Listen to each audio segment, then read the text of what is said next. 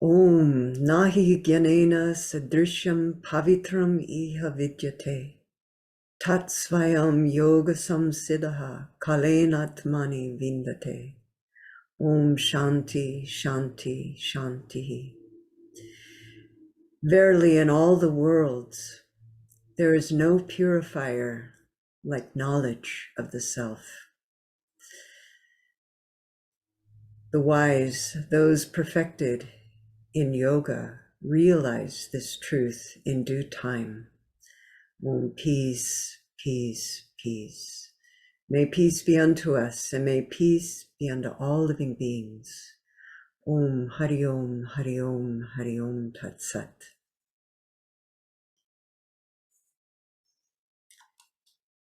So, with this particular chant on the beauty and the sublimity of knowledge of the self, we launch back into this verse from the Encomium that we started last week. Let me just show it for us again. Number 2. Then, before entering into the play of, then while associating with the body, the two limiting powers of Maya beset my mind and senses, but I remembered the Divine Mother of the universe and rested in her two priceless jewels. So last week we looked at the last time I should say, we looked at the two limiting powers of Maya, which are the covering power and the projecting power, avarana and vikshepa. And we haven't yet gotten to the vikshepa part, and what's coming up, just so that we're in anticipation, hopefully, her two priceless jewels are Atmagyan, that's knowledge of the self, knowledge of the Atman, and direct spiritual experience, Atmabhava. So I'm going to copy that and put it in the chat so that people can refer to it if they want to.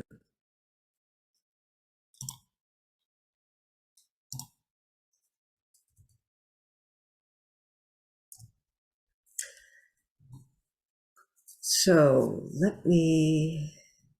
I'm still kind of coming back from our trip and getting settled here. So we talked a lot about avarana as the concealing power last week.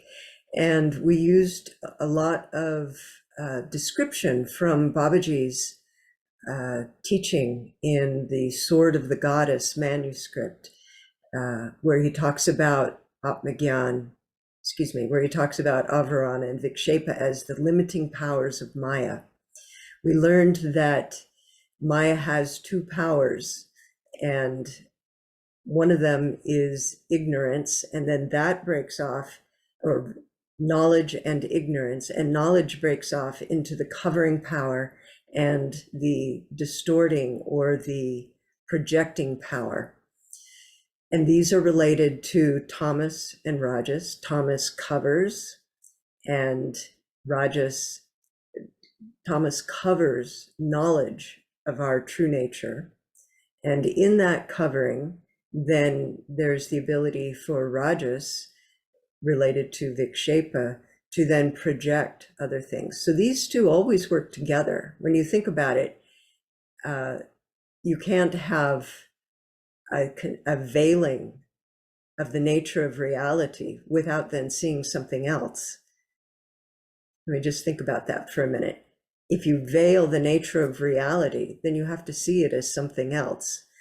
And then the other thing that's also very beautiful to look at is the nature of Brahman, which is identical with Atman, is self-revealing consciousness. And it's also absolute existence. And this is how we get that beautiful name for Brahman, which is Sat, Chit, Ananda. Sat is existence, Chit is awareness or consciousness, Ananda is bliss. And so since everything comes out of Brahman, that means these three things are present.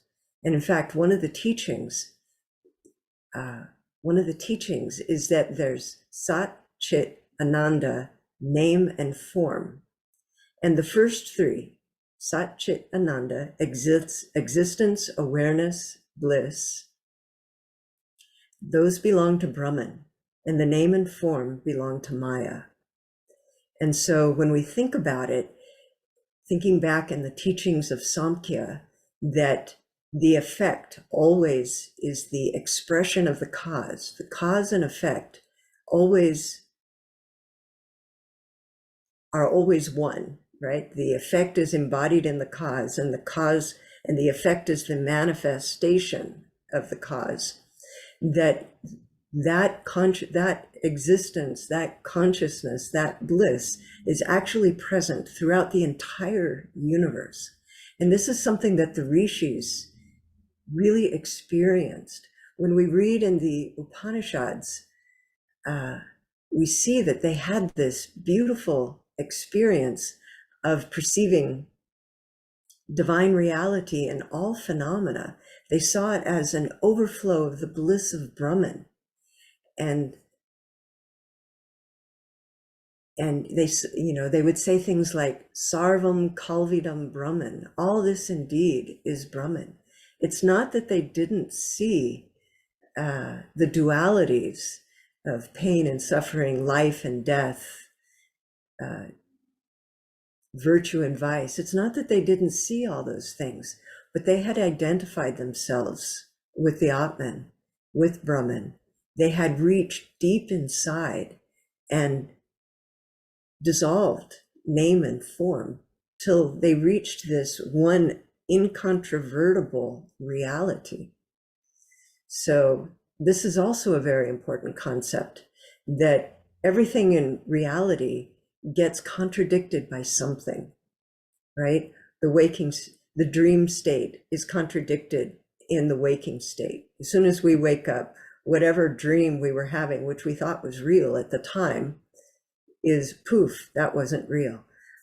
When we place our mind on an object and then we place our mind on another object, the new object contradicts the other one because our focus is there. But when we go deep inside, as the rishis tell us, as the great ones tell us, as we go in, little by little, we're leaving behind one lower contradiction, one lower reality for a higher reality, until we reach the Atman Brahman. And that is never contradicted. And we see that in Turiya. And we know that teaching of waking, dream, and deep sleep, and Turiya, which pervades all those three states. It's the one unchanging reality that makes it possible for us to see the change from waking to dream to deep sleep and back again. It's the continuity in everything. So it is never contradicted and is always present. So that's like the existence in everything. So I'm kind of going off on a tangent here, but these things are beautiful to keep in mind as we look at these two limiting powers of avarana and vikshepa.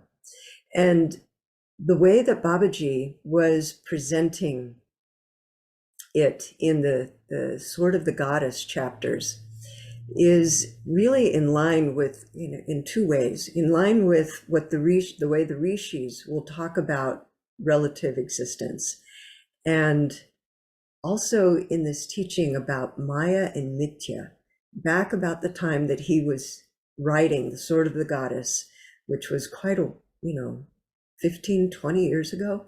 He was giving out also this teaching about there being Maya and about there being Mithya. Maya is like the cosmic superimposition of name and form over everything at a cosmic level. It's what gives rise to all of the tattvas. And, through the It's the manifesting power of the Mahashakti, we can put it that way. But Mithya is false knowledge. And this is what individuals, under the press of ignorance of their true self, does with the 5 great elements and the 10 senses of action and knowledge and the subtle sense objects, under the sway of a sense of individuality and agency that's taken up with the 6 passions of anger, hatred, jealousy, pride, selfishness, all of these different things. So that's Mithya. So when Babaji, in that particular article, was talking about, I should say, so he approached it from a very hands-on way in all the different distortions and projections that are catching us and tripping us up. So let's start also at the way it's presented in a particular scripture called the Vedanta Sara by Shankaracharya, because this will kind of simplify it to a principle, and then it'll be easier to see how Babaji is presenting it in his chapters. So I'm going to share the screen here. Oh no, that's right. Here we go. There we go. So the first way that we learn about avarana and vikshepa is really very simply as the veiling and projecting power. So in speaking about ignorance in the Vedanta Sara, we're going to start at 51. Shankaracharya has already established the presence of Maya and ignorance. He says, this ignorance has 2 powers, the power of concealment and the power of projection. And this concealment, now the commentator says here, because this power, it's called concealment because this power conceals the real nature of Brahman Atman, which is existence, consciousness, bliss, absolute. So here we are, unending existence, undivided consciousness, and of the nature of bliss, absolute, without any opposite. And instead we've taken up name and form as our identity, okay? Now, projection, vikshepa. This power gives rise to the illusion of name and form. And now he gives this very beautiful and really a very powerful analogy that just as a patch of cloud, by obstructing the vision of the observer, conceals, as it were, the solar disk, the sun, extending over many miles. Similarly, ignorance, though limited by nature, yet obstructing the intellect of the observer, conceals, as it were, the self, which is unlimited and not subject to transmigration. So this is really something to see and to think about and really feel it. Imagine that, you know, we've got a patch of cloth and we're outside on a brilliant sunny day, and we take this patch of cloth or this patch of cardboard, it's only this big, and we put it between us and the sun. And we say, there is no sun. The sun doesn't exist. And isn't it silly that the sun, which is, I don't know what the diameter of it is, but I think it's millions, in the millions of miles they've determined. And this little 5-inch disc is covering it. Now that's what Shankara is putting in front of us as an idea to relate to this patch of ignorance, which as soon as you bring the light of knowledge to, disappears, at least in that moment that you're thinking of that knowledge. That patch of ignorance is limited. It disappears as soon as we realize the truth. And yet somehow this limited ignorance is concealing the unchanging, infinite, transcending time, space, and causation reality that we are. So these sound like big words, of course, and we sometimes can be guilty of just rattling them off. But each and every one of them is something to take with us into contemplation, into meditation, and take on as our own self. So I was thinking too about the chant that I started in the beginning, Om Nahi Gyanena Sadrisham Pavitram Iha Vijate, that knowledge is the supreme purifier. And another kind of analogy that we can have, when this reality, this absolute knowledge is infinite without any finite attached to it, that's undivided and eternal, it's almost like we fell asleep with a blindfold over our eyes. And when we woke up, we forgot the blindfold was there and thought that we were now blind. And so knowledge is like a friend that comes to us and says, you silly thing, and takes it off. You know, we can call that friend the guru. The guru says, you silly thing, you're the infinite, absolute reality.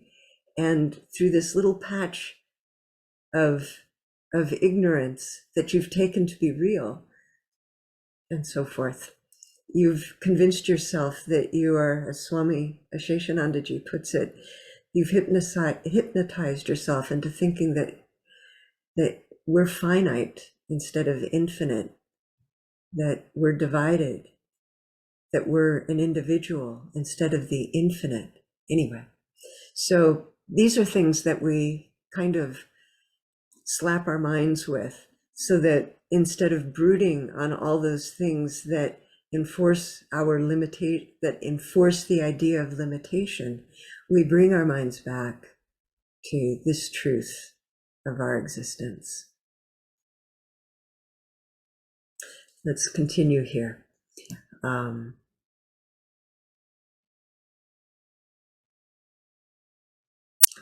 The self, covered by this concealing power of ignorance, may become subject to samsara, characterized by one's feeling as an agent and the experiencing subject who is then happy, miserable, etc. In just the same way that the rope may become a snake due to the concealing power of one's own ignorance. So the snake is not there. The rope never did become a snake. We never did become ignorant of our true nature. And this is one of those beautiful statements that when realization dawns, one feels that one has been awake for countless eons. That when one has awakened, one finds that one had never been asleep. And why is that? Because we are not that which ever mistook itself as a body, as a mind, as an ego.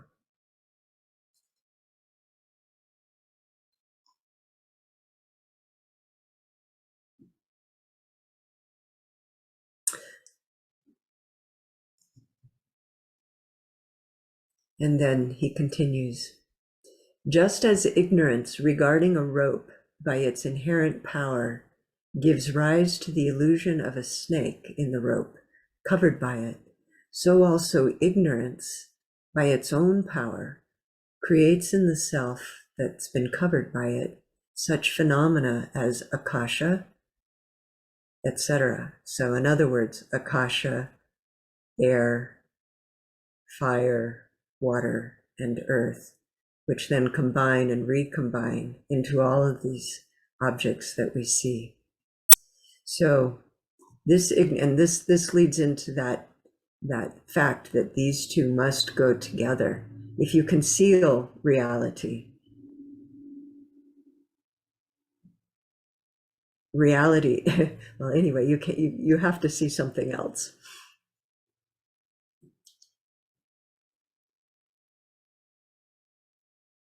So this gets to a little bit of the heart of that. And this might be a little bit difficult to grasp, but I'm going to go ahead and read it anyway. So just going back to that verse, just as ignorance regarding a rope by its inherent power gives rise to the illusion of a snake in the rope covered by it. Let's just take that section. So the commentator explains what is meant by that section on the rope. Consciousness inhering in the rope when covered by ignorance. Okay, because remember that Brahman alone exists, and Brahman is Sat Chit Ananda. It is existence, awareness, or self-revealing consciousness, self-revealing awareness, and also bliss. And so anything that comes out of it is going to have this presence of existence in it, even though it doesn't belong to it. Existence doesn't belong to the snake. It belongs to the rope in this example, because the rope stands for Brahman, right? So ignorance must have consciousness for its substratum. Maybe that says it more simply. It cannot rest on nothingness. When we mistake the rope for a snake, the process of illusion is this. The all-pervading consciousness, here limited by the rope, is covered by ignorance, and therefore we mistake the rope for the snake. Ignorance, and then going on, ignorance in the commentary. Ignorance endowed with these twin powers of concealment and projection is the cause which transforms, as it were, the pure self, immutable, unattached, and indivisible, into the jiva, the individual being, and the world. As ignorance regarding the rope gives rise to the illusion of the snake, similarly, ignorance regarding the self, by its power of projection, brings before our mind the illusion of the phenomenal universe.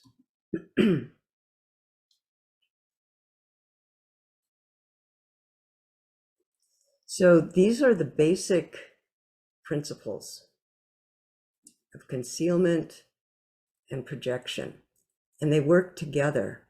As I was talking, corresponding with Babaji about my studies in preparation for this class, and one of the things he said that in describing how avarana and vikshepa work together is, he said, that which covers subjects what is being covered to all manner of distortions, and that which distorts is a type of covering in itself. So here we've discussed it at a cosmic level, and then at a very hands-on, what we're experiencing level is coming up next.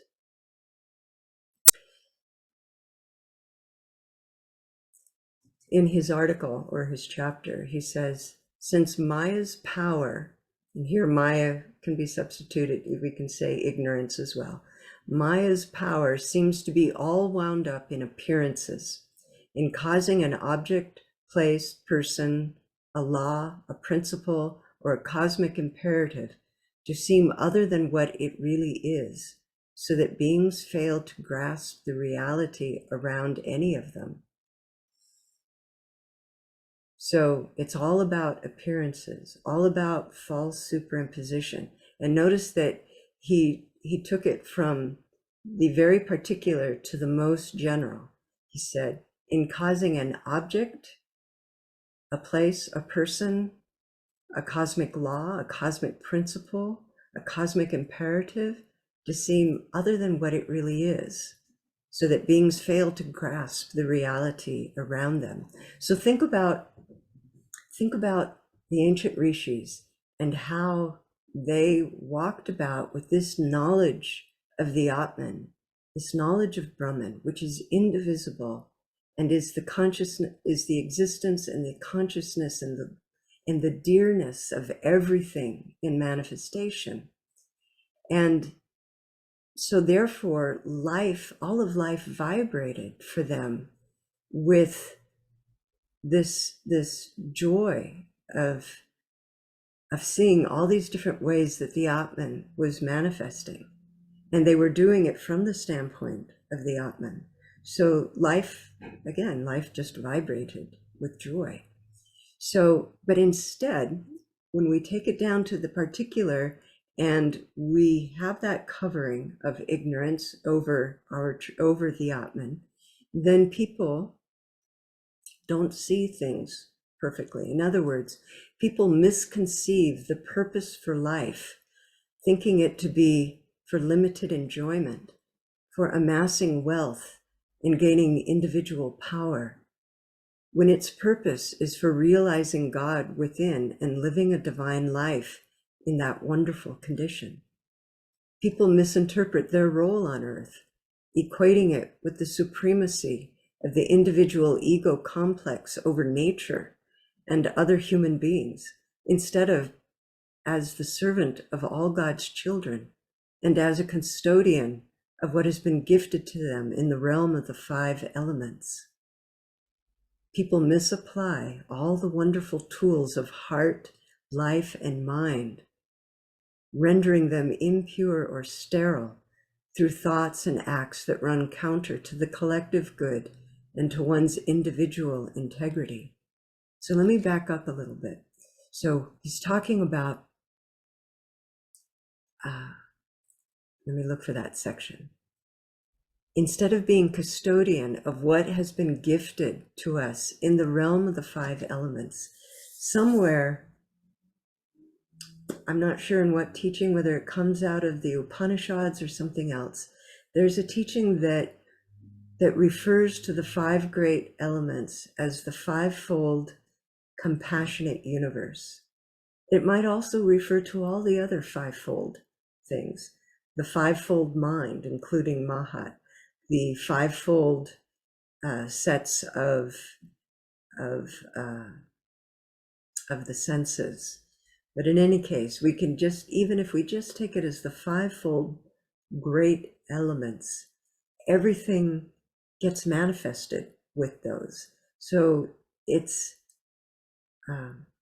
beneficent, it's abundant,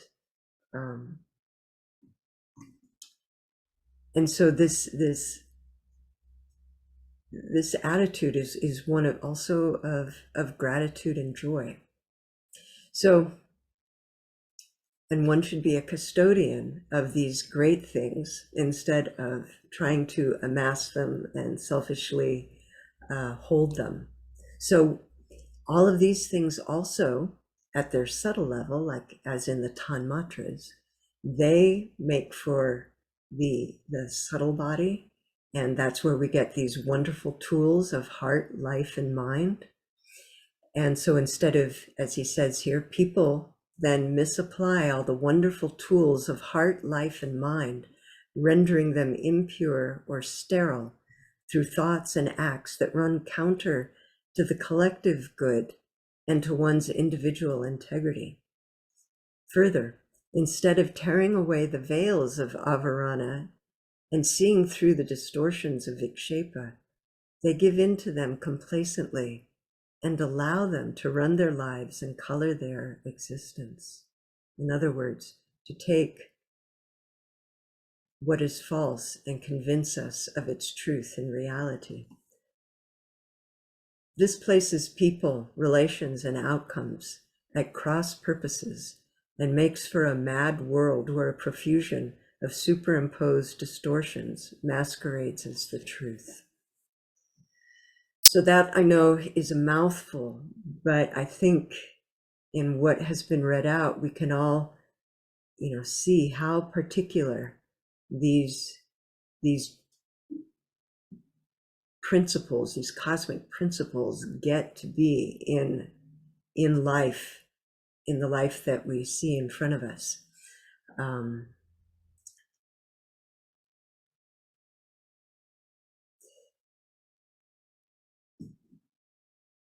So that's kind of a rundown and a synopsis of these two limiting powers.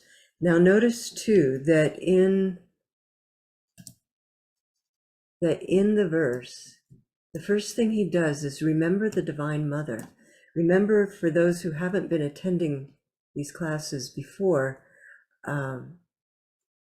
this encomium, the poet of the encomium, or the subject of the encomium, is one who is looking back on multiple lifetimes, a stream of lifetimes, from the standpoint of self-knowledge, of enlightenment, and has practiced all these different systems, has encountered all these different obstacles throughout their many lifetimes, and is now is thinking back on returning into embodiment and doing it from a place of knowledge. And think about maybe the Dalai Lama. He's got all that knowledge so that when he comes back into embodiment, he knows what to do and how to stay free of ignorance and free of distortions and free of all these different things that happen in relativity, as taking on a body, taking on a mind, all of these things. If we take them to be real, if we don't remain in the state of a witness, then we begin to identify with those things. So this seer of the encomium is maintaining this witnesshood as he encounters these things. So he's associating with a body. This could be a subtle body, this could be a physical body. He's seeing the two limiting powers, which are necessary for the projection of the universe. And he feels it coming onto the mind. And so he's taking refuge in Divine Mother, which is tantamount to knowledge. And he's resting in her two priceless jewels. And what are her two priceless jewels? They are Atmagyan and Anubhava. So Atmagyan, I'm going to go ahead and turn this off. Oops. Atmagyan is knowledge of the Atman at a very, very high level. This is not just an intellectual knowledge, though we need that along the way. It is the actual divine experience of the Atman. And Anubhava refers to that direct experience. And so these two always come together. Knowledge of the self and direct spiritual experience. So as an overview, Atmagyan is based on knowledge of the indivisibility of reality, Sat Chit Ananda. And Anubhava is the third part of the Triputi of Shruti, Yukti, and Anubhava. Shruti is knowledge of the scriptures, Yukti is reasoning about them, and Anubhava is the direct experience that comes. These two go hand in hand. So Babaji, in the next chapter that takes up these teachings, Babaji takes up the Vedic Rishi's view that all this is Brahman, and that this universe is the overflow of the bliss of Brahman. And so this is all to make the point that if we do not take refuge in knowledge as the supreme purifier, then we miss the point of embodiment. And we have to backtrack and go back to this acquisition of Atmagyan. So he uses very beautiful, beautiful language in this chapter. He writes in the very first or second paragraph, he writes, "Two scintillating gems grace the sublime regions of the Divine Mother's bliss-filled realm called Mani Dvipa, the jewel island of essence." It's called these. These two gems are called this by the sacred illumined sages in the blessed scriptures.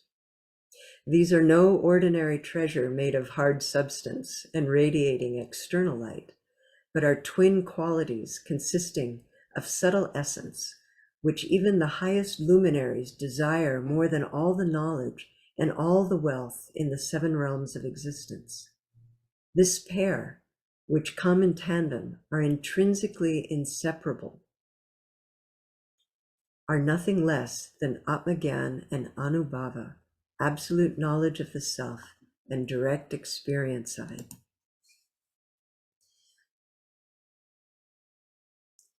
So when I hear these beautiful laudatory statements by the rishis, by our teachers, by the great ones, what it reminds me of is that in our day-to-day life, we often lose sight of the immediacy of this fact of our reality as Atman, and sometimes take on the attitude that we cannot reach that this is for somebody else to realize. And what it comes down to is actually not believing we can experience this and not believing that it's true. So faith is really important. And at the retreat, I believe there was some talk about provisional faith. And the best kind of provisional faith is this faith in the direct experience of the seers, to the point that when we hear them, we know it must be true. If we hear Sri Ramakrishna say such and such, then we're going to believe it, because we know that he is what's called an apta. In addition to being avatar, he is an apta. He is one who has attained and who is incapable of telling an untruth, who has realized that reality that cannot be contradicted. And so, from an Indian perspective, we have to accept what is said.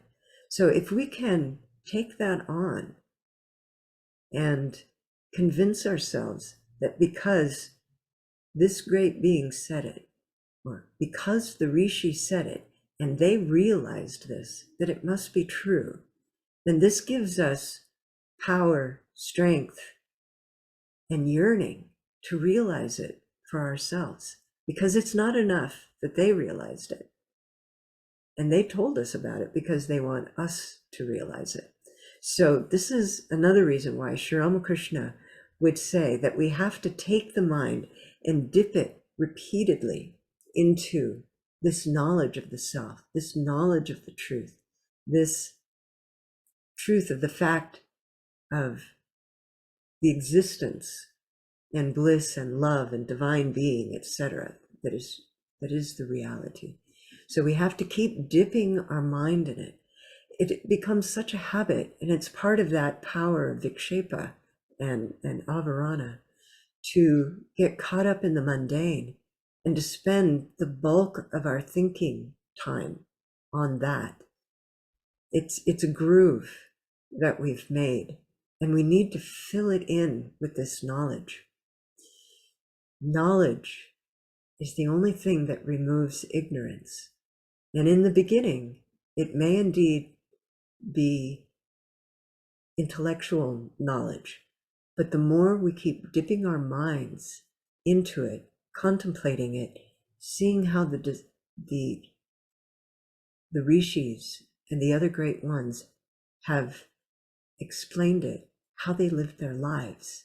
By living in that, we fill in that groove of mundane thinking, of banal thinking.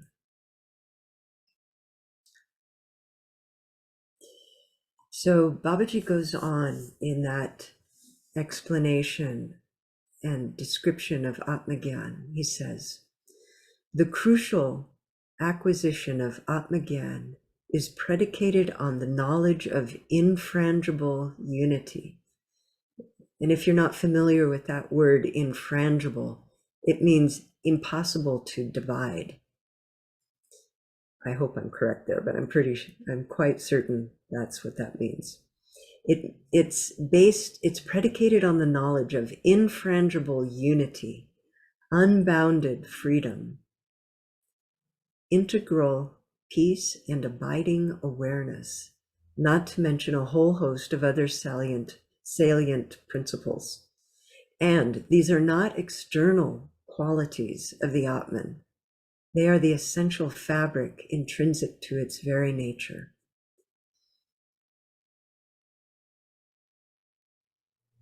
And then a little further on, he quotes from one of the Upanishads that everything comes out of the Atman. And the Atman says, so to speak, let me create the worlds. In the beginning, there was the Atman, and in the middle and on into eternity. There is this Atman. It's infrangible. It's unbounded freedom. It's integral peace. There is nothing aside from that. It is the one without the second, without any second. And so he says, let me create the worlds. And from that very idea gets projected cosmic mind and intelligence, or the intellect. All these different things come out, all the way from the subtle down to the gross, to the 5 great elements and all the things that are created by the mixture of those 5 great elements. And so he goes on to say, why would the Atman, with all-inclusive attributes and of all pervasive power, want or need to remain only in an unmanifest condition? Because some people say, the Atman, why would it create? Why would you, what's the purpose of all of this phenomena? And he says, Babaji says, why would we want to limit it to formlessness alone? He says, it cannot be limited to formlessness only, but awareness of this immortal self is the key to true existence. And this is the crucial and pivotal point. The Prajnopanishad brings that point to bear. It is the one who sees, feels, hears, smells, tastes, thinks, and knows. That one is the doer, the intelligent soul, the Purusha. Such a one is established in the supreme immutable Atman. So why should the Atman be limited to formlessness alone? And we also know that the Atman cannot be divided. So this projection of the universe is like sport of play when one is established in the self. And so he goes on to say, now talking about Anubhava, herein lies the secret of Anubhava, for actual and authentic manifestation occurs through the mode of direct spiritual experience, not through stunted, limited existence, which living beings are mistaking for true life every day. So let me read that again.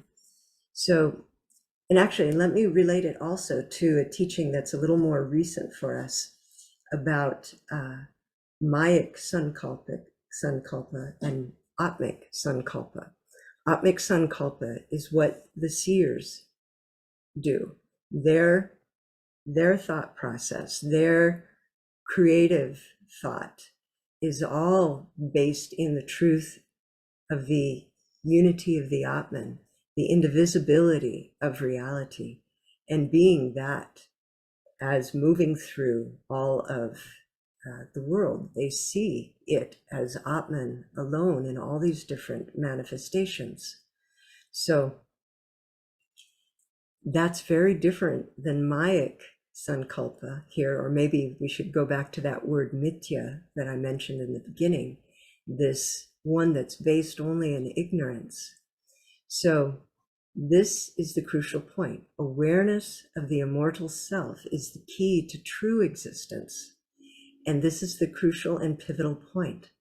So if one knows and takes a stand in the Atman, then as the Prajnopanishad, the Rishi says, it is the one who sees, feels, hears, smells, tastes, thinks, and knows through all this multitudinous transitory experiences.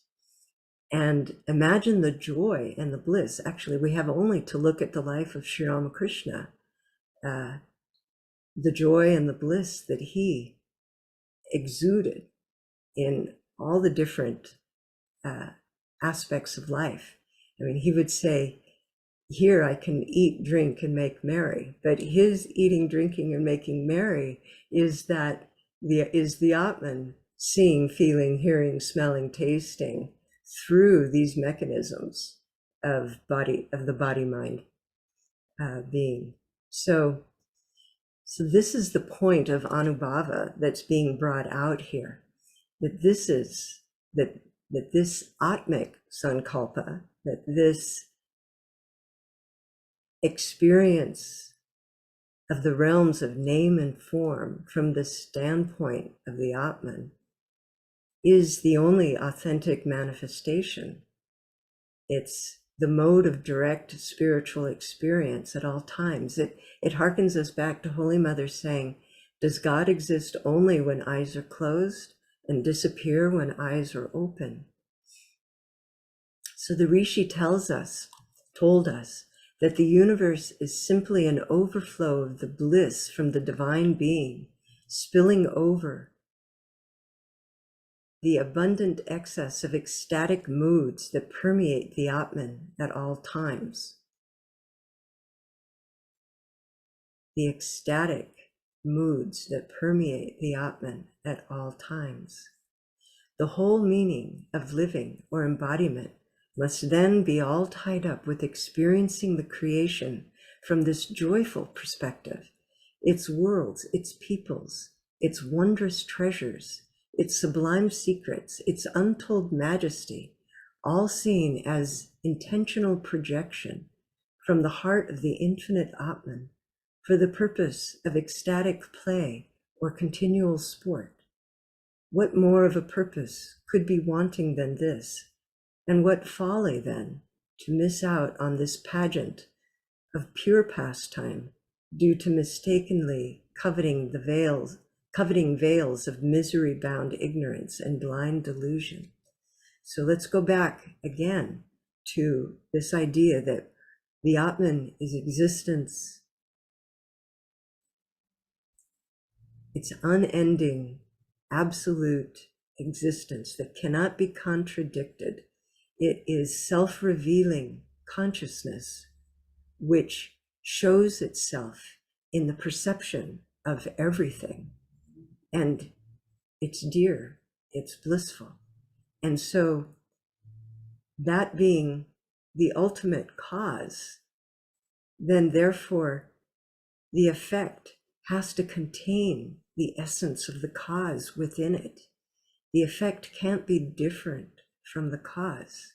This is the whole teaching of Advaita, Vedanta, that there is only one reality manifesting in these different ways, but only this one exists without any kind of change. So all of that is there for us if we tune into it. And so he goes on, Babaji that is, Anubhava, fresh and spontaneous spiritual experience cannot be had. Oh, I'm not going to go, let me stop here. Anubhava, fresh and spontaneous spiritual experience. Those of us who have studied the life of Sri Ramakrishna, we have seen exactly that constantly throughout the pages of the gospel, whether he's teaching, whether he's meditating, whether he's in samadhi, whether he's scolding occasionally, and whether he's suffering from cancer of the throat. He was always in this state of fresh, spontaneous spiritual experience that runs in tandem with Atmagyan. So now I'll go back to what Babaji was saying though. This Anubhava, fresh and spontaneous experience, spiritual experience, cannot be had in the climate of selfish grasping or blind attachment. It requires the wide open spaces of frank and open human relations, a sincere search for and abidance in truth. Okay, this is showing us what our practice needs to consist of. Okay, it requires the wide open spaces of frank and open human relations, a sincere search for and abidance in truth. It's not enough to just hear about it and let it just drift across our mind at an intellectual level only, and then to forget it.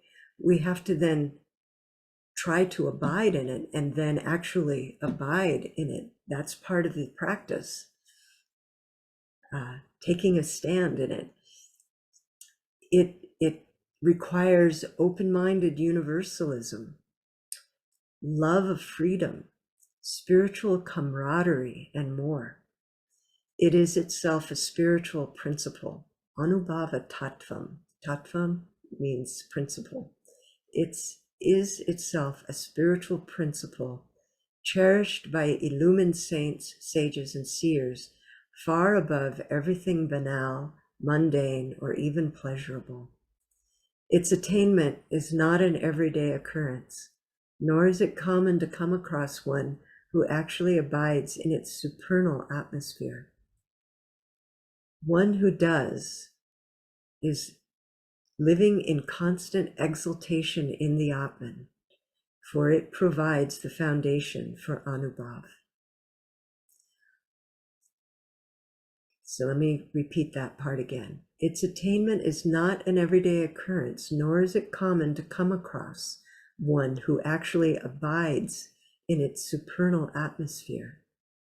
But one who does is living in constant exaltation in the Atman, for it provides the foundation for Anubhav. So these two come together. The Mandukya Upanishad exclaims, for truly everything is Brahman, and this self within, called Atman, is Brahman. So I hope that was inspiring to you as it was for me. I just want to highlight again that this fresh and spontaneous spiritual experience cannot be had in the climate of selfish grasping. So maybe when we hear that, we think about really gross forms of selfish grasping, the kind that everybody is annoyed by. But selfish grasping has very subtle aspects to it. Such things as enjoying the taste of something, but that enjoyment immediately going to the ego instead of the individual ego, instead of the great self.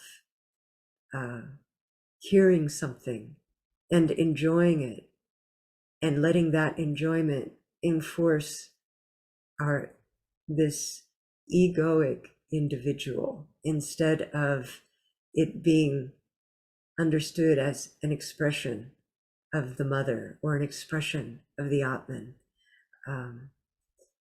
So this forms part of our practice. And another aspect of that practice is it's not mentioned here, but it's implied, staying truthful. If we take a stand in the Atman, then we're taking a stand in truth. And so we can watch our language. When we say, I'm hungry, for example, what is it that's hungry? It's not the Atman, right? It's the body and the prana together is hungry. If I enjoy anything, what am I talking about? Am I taking it to this individual limited self, or am I offering it back as oblation into the Atman? So these are ways that we can do a daily, moment-to-moment practice along these lines that constantly remind us and take us back into the fact, the truth that we are this Atman. And let me just close again with this statement. The Rishi tells us that the universe is simply an overflow of the bliss from the divine being, a spilling over of the abundant excess of ecstatic moods that permeate the Atman at all times. The whole meaning of living or embodiment must then be all tied up with experiencing the creation from this joyful perspective, its worlds, its peoples, its wondrous treasures, its sublime secrets, its untold majesty, all seen as intentional projection from the heart of the infinite Atman for the purpose of ecstatic play or continual sport.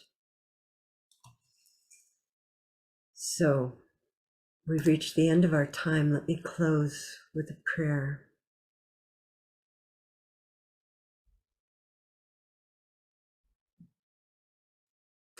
Om Masato Masadgamoya, Tamaso Ma Jyotir Gamoya, Mrichor Ma Amritam Gamoya, Abhira Abhira Maedi, Rudra Yate Dakshinamukam, Tenamam Pahi Nityam, Om Shanti Shanti Shantihi. Lead us from lower truth to higher truth. Lead us from darkness to light. Lead us from the illusion of death to realization of eternal existence. Reach us through and through, O Lord and Mother of the universe, with thy sweet and benign presence. Om, peace, peace, peace. May peace be unto us, and may peace be unto all living beings. Om, Hari Om, Hari Om, Hari Om Tat Sat.